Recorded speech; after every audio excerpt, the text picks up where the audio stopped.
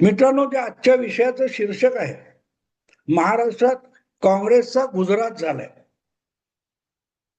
गुजरात झालाय म्हणजे काय? गुजरात हा काही एखादा पक्ष वगैरे नाही, राजकीय पक्ष नाही. गुजरात हे महाराष्ट्राच्या उत्तरेला असलेलं एक शेजारचं राज्य आहे. मग काँग्रेसचा गुजरात झाला म्हणजे काय? तर गुजरातमध्ये काँग्रेस पक्षाची जी अवस्था आहे, जवळपास तशीच अवस्था आज महाराष्ट्रातल्या काँग्रेस पक्षाची आहे. मी छाती ठोकपणे सांगतो, आज मी हे ऐकणाऱ्या प्रत्येकाला एक प्रश्न विचारतो, गुजरातमध्ये काँग्रेसचा एक प्रमुख नेता, त्याचं नाव तुम्ही सांगू शकाल का? नाही सांगता येणार तुम्हाला, मला खात्री आहे. अनेक पत्रकारांना मी हा प्रश्न विचारतो की तुम्ही तावातावात राजकारणाचे अभ्यासक वगैरे म्हणता, तर गुजरात मधल्या एक दोन किंवा तीन प्रमुख काँग्रेस नेत्यांची नावं सांगा. तर सांगता येणार नाही. कधी काळी काय तो शंकरसिंग गोहिल किंवा असा काहीतरी होता, नंतर राज्यसभेत गेला. अर्जुन मोदवाडिया, हार्दिक पटेल, अगदी शंकरसिंग वाघेला, अशी अनेक नावं तुम्ही सांगू शकत होता. त्याच्याही पूर्वीच्या काळामध्ये एकापेक्षा एक दिग्गज, माधवसिंग सोलंकी, घनश्याम ओझा यासारखे दिग्गज काँग्रेसमध्ये, हितेंद्र भाई देसाई, मोरारजी देसाई, बाबूभाई पटेल, अशी खूप मोठमोठी नावं गुजरातमध्ये काँग्रेसकडून घेतली जात होती. आज काँग्रेस पक्षामध्ये गुजरातच्या नाव घेण्यासारखा एकही नेता उरलेला नाही. नाही नेता नाव घेत आहे. ज्याला मुख्यमंत्री होण्याची ईर्ष्या आहे, महत्वाकांक्षा आहे. शेवटी राज्यातल्या कुठल्याही पक्षाचा, प्रमुख पक्षाचा एखादा प्रमुख नेता असतो. त्या नेत्याला राज्यामध्ये आपलं कर्तृत्व दाखवून, पराक्रम दाखवून काही करायचं असेल तर त्याला मुख्यमंत्री होण्याची महत्वाकांक्षा असावी लागते. मला आठवतं, मी 1986च्या काळामध्ये 4 वर्ष मार्मिकचा संपादक होतो. त्यावेळेला शिवसेनेचा विधानसभेत निवडून आलेला एकमेव लाडाचा नवसाचा आमदार म्हणजे छगन भुजबळ होते. पण छगन भुजबळ ज्या प्रकारे विधानसभेत धुमाकूळ घालत होते, त्यांच्या समोर 12, 15, 16 आमदारांचे शेतकरी कामगार पक्ष, जनता दल किंवा तुमचा असे जे पक्ष होते, जनसंघ, सॉरी, भारतीय जनता पक्ष, ज्यांचे 15, 16, 20 आमदार असायचे, त्यांच्यापेक्षा विधानसभा गाजवणारा कोण होता आमदार? तर तो छगन भुजबळ होता, एकमेव होता. आणि त्यावेळेला मी शिवसेनेचा विस्तार मुंबईभर होत होता. 1986 नंतर 90 मध्ये शिवसेना एकदम 52-54 आमदार निवडून आणू शकली. पण त्या काळामध्ये पत्रकारांच्या वर्तुळात गप्पा मारताना वगैरे शिवसेना हा भविष्यातला मोठा पक्ष आहे असं मी म्हटलं, तर माझे मित्रच माझी टिंगल करायचे, अरे यांना मुंबई महापालिकेमध्ये 100-125 नगरसेवक निवडून येता येत नाही, तू कुठल्या शिवसेनेबद्दल बोलतोय? कधीतरी एकदा नवलकर आले होते, आता छगन भुजबळ आला, किंवा काल परवा पोटनिवडणुकीमध्ये रमेश प्रभू आमदार झाला. ती शिवसेना विधानसभेमध्ये. मी त्यांना एक उत्तर देतो, ज्या पक्षाकडे इतका उत्साही, महत्वाकांक्षी छगन भुजबळ सारखा नेता आहे, त्या पक्षाला महाराष्ट्रामध्ये भविष्य आहे. तो भविष्यातला पक्ष आहे. छगन भुजबळ केवळ आजचे रोहित दादा पवार वगैरे असल्या स्वरूपाचे नेते नव्हते. अमोल मिटकरी वगैरे जे काय आहेत ना, जितेंद्र आव्हाड वगैरे, छगन भुजबळ हे अक्षरशः विधानसभेमध्ये सरकारला काय ते दरदरून घाम फुटेल असं वागायचे. मला आठवतो तो काळ. त्या माणसाची महत्वाकांक्षा होती की आपण मुख्यमंत्री झालं पाहिजे. मुख्यमंत्री होण्याची महत्वाकांक्षा उराशी बाळगूनच छगन भुजबळ त्या काळात राजकारण करत होते. बाळासाहेबांच्या नंतर महाराष्ट्राच्या कानाकोपऱ्यामध्ये ज्याच्याविषयी मोठं आकर्षण होतं असा नेता कोण, तर छगन भुजबळ शिवसेनेचा एकमेव आमदार होता. हा सगळा इतिहास मी एवढ्यासाठी सांगतोय की तेव्हा हळूहळू करत शिवसेनेचे शाखा तालुक्यामध्ये, जिल्ह्यामध्ये निर्माण होत होत्या. मुंबईतले अनेक शिवसेनेचे नगरसेवक किंवा शाखा प्रमुख, जिल्हा विभाग प्रमुख यांना संपर्क प्रमुख म्हणून गावोगावी पाठवलं जात होतं आणि तिथे शिवसेनेच्या तरुणांच्या बैठका होऊन शाखा स्थापन व्हायच्या. दिवाकर रावते वगैरे सारखे दिग्गज त्यातून निर्माण झाले. नारायण राणे 1986 मध्ये 85 मध्ये पहिल्यांदा नारायण राणे नगरसेवक झाले होते आणि 98-99 मध्ये तेच नारायण राणे महाराष्ट्राचे मुख्यमंत्री झाले होते. हे मी का सांगतोय, एखाद्या पक्षाचा विस्तार, विकास आणि शक्ती वाढत कशी जाते, तर त्यांच्याकडे जेव्हा कुठल्याही परिस्थितीत भगवा फडकवणार ह्या ईर्षेने जे बाळासाहेब भाषण करायचे, त्या भाषणाने भारावून जाणारा लाखो लाखो श्रोता त्यांना मिळत होता. आणि त्यामुळे 1985च्या विधानसभा निवडणुकीमध्ये अवघा एक आमदार छगन भुजबळ निवडून आणणारे बाळासाहेब ठाकरे यांनी 1990च्या विधानसभा निवडणुकीमध्ये तब्बल 54 आमदार निवडून आणले. भाजपला सोबत घेतलं. भाजपने सुद्धा पहिल्यांदा महाराष्ट्राच्या विधानसभेत 44 का 42 इतकी झेप घेतली होती. पण हे सगळं कशामुळे घडलं? महाराष्ट्रात सत्तांतर करण्याची महत्वाकांक्षा आणि ईर्ष्या बाळगलेली ही सगळी नेता मंडळी होती. मी जेव्हा एखाद्या प्रमुख पक्षाचे महत्वाकांक्षी नेते म्हणतो तेव्हा मला गोपीनाथ मुंडे, प्रमोद महाजन, छगन भुजबळ, मनोहर जोशी, नवलकर यासारखे नेते दिसतात मला डोळ्यासमोर.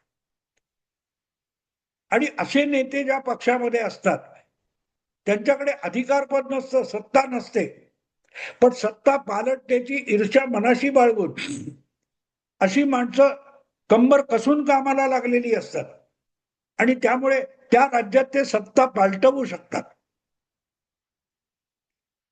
गुजरातमध्ये आज तुम्ही बघाल तर तुम्हाला नाव घेण्यासारखा कोणही गुजरातचा नेता काँग्रेस पक्षात सापडत नाही. मग कधी अल्पेश ठाकूर आण, कधी हार्दिक पटेल आण, कधी तो जिग्नेश मेवानी आण, हे सगळे उधारीचे काँग्रेसमध्ये आणलेले लोक. नसेल तर भाजप मधलाच कोण दिलीप पारेख फोड, कोण शंकरसिंग वाघेला फोड. अशा रीतीने काँग्रेस 1995 नंतर गुजरातमध्ये आपली चूल पेटवते, गुजराण करते, ज्याला गुजराण उदरनिर्वाह.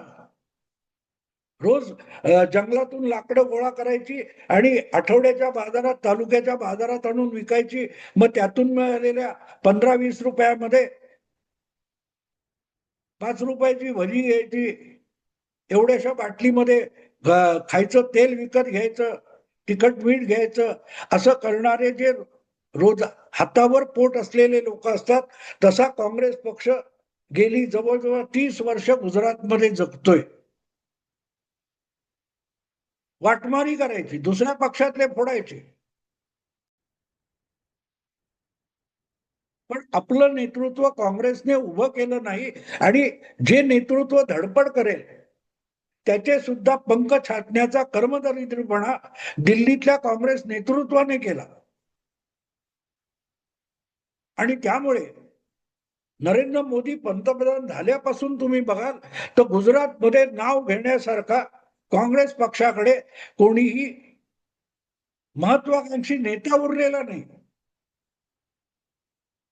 95 पासून आता 31 वर्षामध्ये 6 विधानसभेच्या निवडणुका भाजप स्वतःचं बहुमत घेऊन निवडून येत राहिला. त्याचं कारण राज्य पातळीवर सत्ता पलटवणं आणि सत्ता काबीज करणं अशी महत्वाकांक्षा असलेला एकही नेता काँग्रेसमध्ये निपजलेला नाही. आणि निपजला असेल किंवा प्रयत्नशील असेल तर त्याला मोदी शहांनी फोडलेला सुद्धा आहे. मग तो अल्पेश ठाकूर असेल, तरुण पिढीतला हार्दिक पटेल असेल, अर्जुन मोजेवाडी यासारखा 50-60 क्रॉस केलेला नेता असेल, भाजपने गुजरातमध्ये काँग्रेसला आपले पाय रोवून उभा राहील आणि महत्वाकांक्षा बाळगेल असा नेता उभा राहू दिलेला नाही आणि तो उभा राहणार नाही याची राहुल गांधी आणि काँग्रेसच्या हायकमांडने सुद्धा काळजी घेतलेली आहे. त्यामुळे जे गांधीजींच्या काळापासून जी मशागत गुजरातमध्ये काँग्रेसची झालेली आहे त्याची मतं काँग्रेस पक्षाला निवडणुकीत मिळत राहतात. अलीकडे गेल्या विधानसभा निवडणुकीपासून त्यामध्ये केजरीवालच्या आम आदमी पक्षाने सेंधमारी केलेली आहे, भागीदारी केलेली आहे. जर तुमच्याकडे नेता नसेल तर आपोआपच सत्ता पलटवण्याची इच्छा असलेल्या कार्यकर्त्यांना, तरुणांना आणि मतदारांना घेऊन दुसरा पक्ष उभा राहत असतो.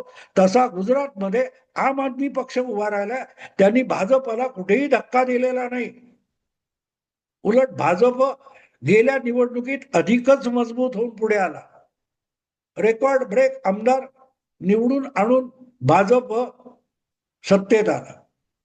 पण त्या दरम्यान काँग्रेसची आणखीन घसरगुंडी झाली, कारण काँग्रेसचा मोठा मतदार आणि कार्यकर्ता आम आदमी पक्षाने केजरीवालनी फोडला. हे सगळं मी गुजरातचा इतिहास तुम्हाला एवढ्यासाठी सांगतोय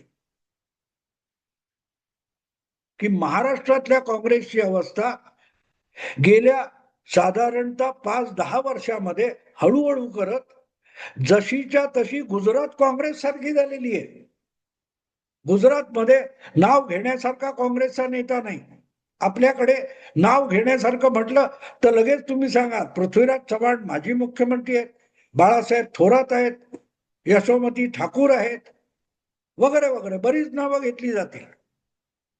पण या नेत्यांमध्ये आपल्याला कुठलं तरी पद मिळावं या आमिषाच्या पलीकडे कुठलंही स्वप्न नाही.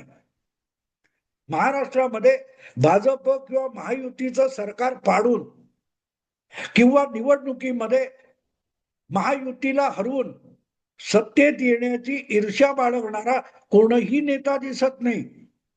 कोणही नेता दिसत नाही. त्यामुळे राज्यसभेची जागा महाविकास आघाडीतून आम्हाला मिळेल का म्हणून कटोरा घेऊन उभं राहणारे आणि फिरणारे नेते हे आज महाराष्ट्रात काँग्रेसचे प्रमुख नेते. बाळासाहेब थोरात गेल्या निवडणुकीत विधानसभेच्या आपल्या पारंपरिक मतदारसंघात पराभूत झाले. त्यांना भाजपने पाडलं हे म्हणणं चुकीचं आहे. तुमचा जर एखादा भक्कम बालेकिल्ला असेल तर तो तुमचा दुश्मन पाडू शकत नसतो. वरिष्ठतेने किंवा ज्येष्ठतेने बाळासाहेब थोरात प्रदेश काँग्रेस अध्यक्ष झाले, महाविकास आघाडीमध्ये पक्षाचे प्रमुख नेते बनले. पण बाळासाहेब थोरात यांचं आपल्या जिल्ह्यामध्ये सुद्धा वर्चस्व नाही. पृथ्वीराज चव्हाण यांची अवस्था वेगळी नाही. ज्या सातारा जिल्ह्यातून पृथ्वीराज चव्हाण येतात त्या जिल्ह्यावर सुद्धा पृथ्वीराज चव्हाण यांचं वर्चस्व नाही. आणि त्यामुळे भाजपसाठी मोकाट रान आहे. जे विरोध करू शकतील, ताकद लावू शकतील असे शिवसेनेतले पण लढवय्या नेता महायुतीमध्ये आपल्या सोबत भाजपने घेतले. शरद पवारांच्या पक्षामध्ये काही दुगदुगी होती, त्यांना अजितदादांना पुढे करून भाजपने फोडले आणि त्यांना सुद्धा आपल्या पंखाखाली आणले.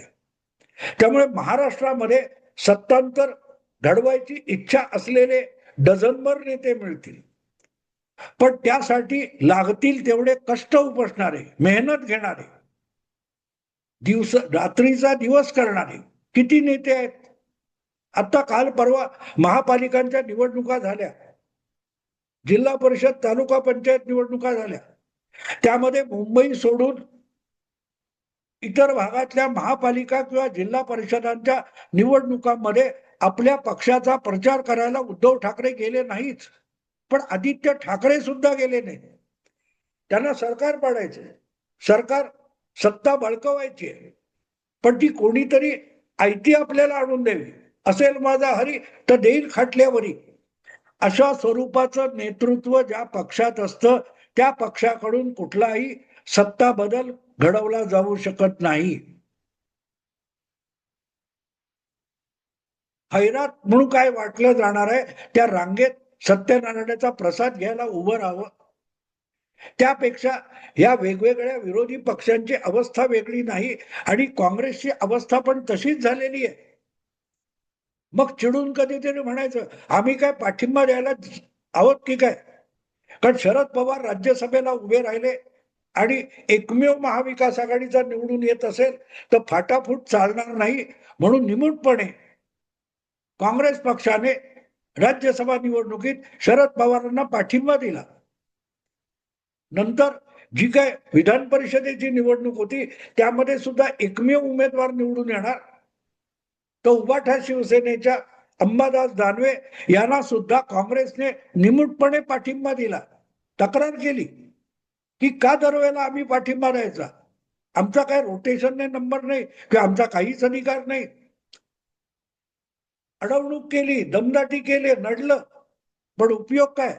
शेवटी शेपूट आत घालून महाविकास आघाडी टिकवायची म्हणून प्रदेश काँग्रेस अध्यक्षांनी पाठिंबा जाहीर केला आणि अगदी पोटनिवडणुकीत सुनेत्रा पवारांना सुद्धा समोर उमेदवार उभं करायची हिंमत झाली नाही.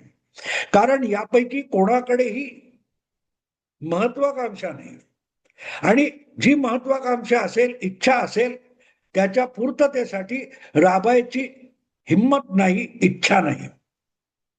हवंय सगळं पण कष्ट घ्यायचे नाही. नेमकी हीच अवस्था गेल्या 25 वर्षामध्ये काँग्रेसची गुजरातमध्ये झाली आणि बघता बघता काँग्रेस पक्ष हा गुजरातमध्ये नामशेष होऊन गेला. आहे शिल्लक, संघटना आहे, जिल्हा तालुका पातळीवर अध्यक्ष, त्यांची कार्यालये सापडतील, पण मतदाराला पटवून मतदाराची मनं जिंकून सत्ता बदल घडवण्याची आणि निवडणूक जिंकण्याची इच्छा असलेला कोणीही काँग्रेसमध्ये गुजरातच्या उरलेला नाही. आणि हळूहळू करत महाराष्ट्रात सुद्धा काँग्रेसची अवस्था तीच झालेली आहे. आणखीन 3 वर्षांनी बाळासाहेब थोरात असतील, पृथ्वीराज चव्हाण असतील किंवा इतर जे त्यांच्या बरोबरीचे आहेत, त्यांचं पण वय इतकं सरकलेलं असेल की मैदानात उतरून, आखाड्यात उतरून, गावोगावी फिरून सत्तांतर घडवण्याची इच्छा त्यांना स्वप्नात सुद्धा होणार नाही. आणि म्हणून जी अवस्था 25 वर्षात गुजरातच्या काँग्रेसचा झाली, तशी अवस्था आज महाराष्ट्रातल्या काँग्रेसची झालेली आहे. आणि म्हणून म्हटलं की महाराष्ट्रात काँग्रेसचा गुजरात झालाय. पुढे काँग्रेस इतकी मरगळलेली आहे की आपल्या नाकावर बसलेली माशी उडवण्याची इच्छा सुद्धा आजच्या काँग्रेस नेत्यांमध्ये उरलेली नाही.